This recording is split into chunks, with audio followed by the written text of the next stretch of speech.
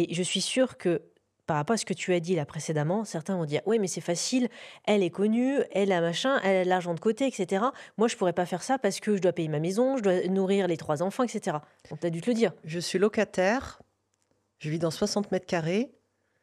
Parisien?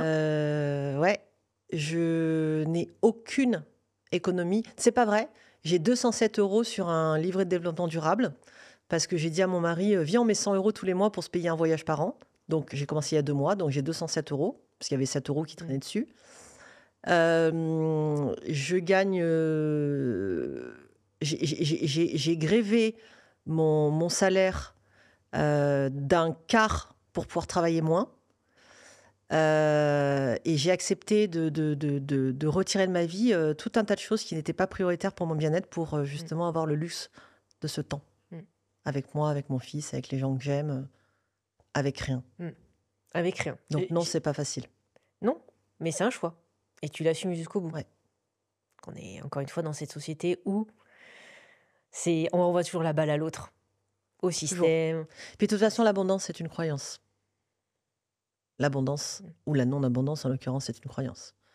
Si tu crois en effet que c'est de la faute des autres, que tu as pas de chance, Mmh. ou que tu ne peux pas accéder à l'abondance parce que t'es pas né au bon endroit, t'as pas eu les bons parents, ou la bonne école ou le machin, il y a de fortes chances pour que ça se maintienne comme ça et il y a rien d'accusateur dans ce que je dis. Oui. En revanche, on est responsable. Il y a une différence entre être coupable et responsable. Moi, je me réveille chaque matin en me rappelant que je suis responsable de ce que je vis et donc en effet, aujourd'hui, même en travaillant à ce niveau-là, je pourrais avoir beaucoup plus d'argent. Mmh. Mais j'ai une croyance encore limitante dans ma tête qui me dit que je n'ai pas le droit de réussir et que je n'ai pas le droit d'avoir plein de sous. Je me verse un salaire de 3 500 € par mois.